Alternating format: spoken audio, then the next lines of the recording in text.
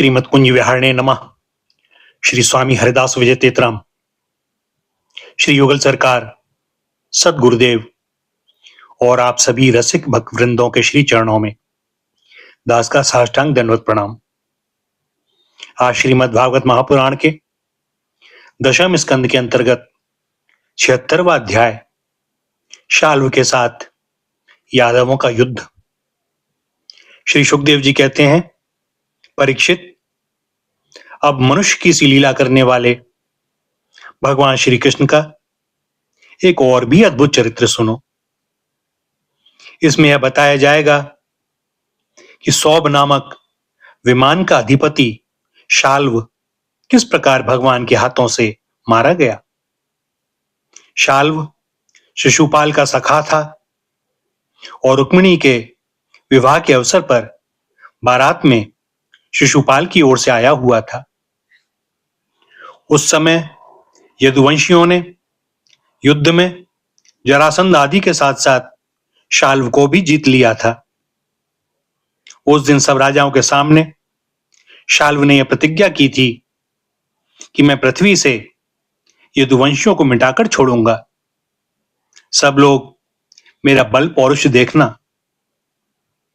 परीक्षित, मूढ़ शाल्व ने इस प्रकार प्रतिज्ञा करके देवादिदेव भगवान पशुपति की आराधना प्रारंभ की। वह उन दिनों में केवल एक बार मुट्ठी भर राख फांक लिया करता था। यूं तो पार्वतीपति भगवान शंकर आशुतोष हैं, ऑर्डरदानी हैं, फिर भी वे शाल्व का घोर संकल्प जानकर 1 वर्ष के बाद प्रसन्न हुए। उन्होंने अपने शरणागत शाल्व से वर मांगने के लिए कहा। उस समय शाल्व ने यह वर मांगा कि मुझे आप एक ऐसा विमान दीजिए जो देवता, असुर, मनुष्य, गंधर्व, नाग और राक्षसों से तोड़ा ना जा सके। जहां इच्छा हो वहीं चला जाए और यदुवंशियों के लिए अत्यंत भयंकर हो। भगवान शंकर ने कह दिया, तथास्तु। इसके बाद उनकी आज्ञा से विपक्षियों के नगर जीतने वाले मय दानव ने लोहे का सौब नामक विमान बनाया और शाल्व को दे दिया। वह विमान क्या था? एक नगर ही था। वह इतना अंधकारमय था कि उसे देखना या पकड़ना अत्यंत कठिन था। चलाने वाला उसे जहां ले जाना चाहता था वहीं वह उसकी इच्छा करते ही चला जाता था। शाल्व ने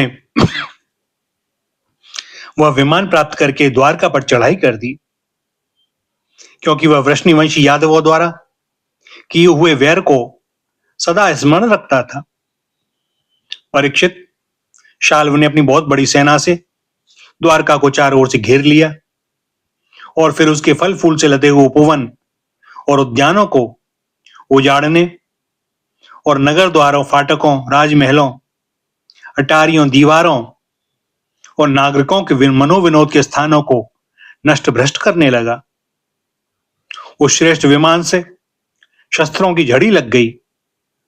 बड़ी बड़ी चट्टानें, वृक्ष, वज्र, सर्प और ओले बरसने लगे। बड़े जोर का बवंडर उठ खड़ा हुआ। चारों ओर धूल ही धूल छा गई। परीक्षित, प्राचीन काल में जैसे त्रिपुरासुर ने सारी पृथ्वी को पीड़ित कर रखा था, वैसे ही शाल्व के विमान ने द्वारकापुरी को अत्यंत पीड़ित कर दिया।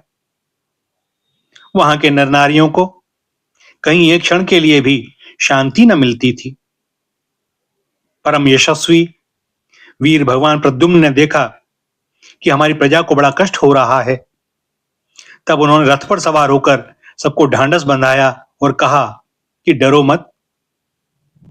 उनके पीछे पीछे सात्यकी, चारुदेष्ण, सांब, भाइयों के साथ अक्रूर, कृतवर्मा, भानुविंद, गद, शुक, सारण आदि बहुत से वीर बड़े बड़े धनुष धारण करके निकले। ये सब के सब महारथी थे।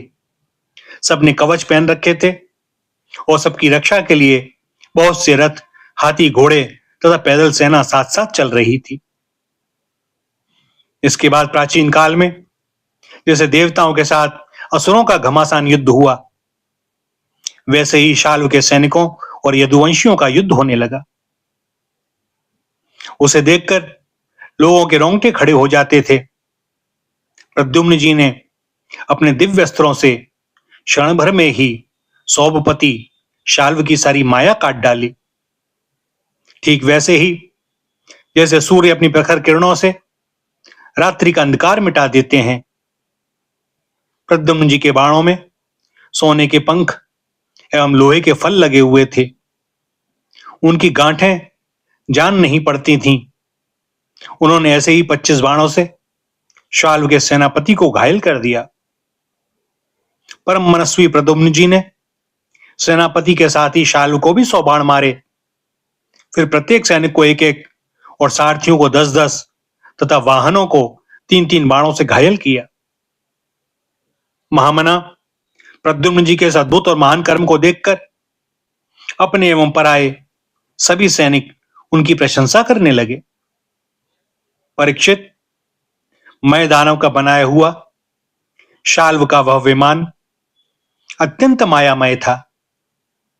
वह इतना विचित्र था कि कभी अनेक रूपों में दिखता तो कभी एक रूप में, कभी दिखता तो कभी न भी दिखता।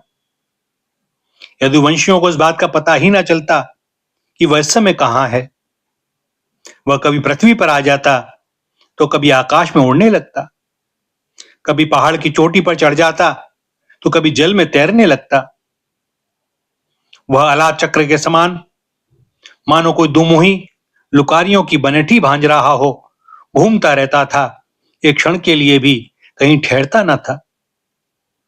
शाल्व अपने विमान और सैनिकों के साथ जहां जहां दिखाई पड़ता वहीं वहीं यदुवंशी सेनापति बाणों की झड़ी लगा देते थे।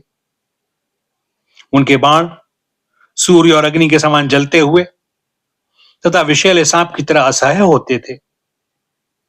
उनसे शाल्व का नगराकार विमान और सेना अत्यंत पीड़ित हो गई।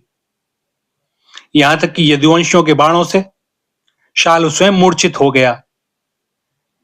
परीक्षित, शाल्व के सेनापतियों ने भी यदुवंशियों पर खूब शस्त्रों की वर्षा कर रखी थी। इससे वे अत्यंत पीड़ित थे, परंतु उन्होंने अपना अपना मोर्चा छोड़ा नहीं। वे सोचते थे कि मरेंगे तो परलोक बनेगा और जीतेंगे तो विजय की प्राप्ति होगी।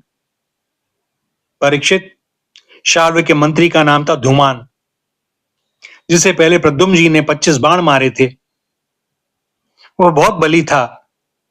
उसने झपट कर प्रद्युम्न जी पर अपनी फौलादी गदा से बड़े जोर से प्रहार किया और मार लिया कहकर गरजने लगा। परीक्षित, गदा की चोट से शत्रुदमन प्रद्युम्न जी का वक्षस्थल फट सा गया। दारुक का पुत्र उनका रथ हाँक रहा था। वह सारथी धर्म के अनुसार उन्हें रणभूमि से हटा ले गया। 2 घड़ी में प्रद्युम्न जी की मूर्छा टूटी।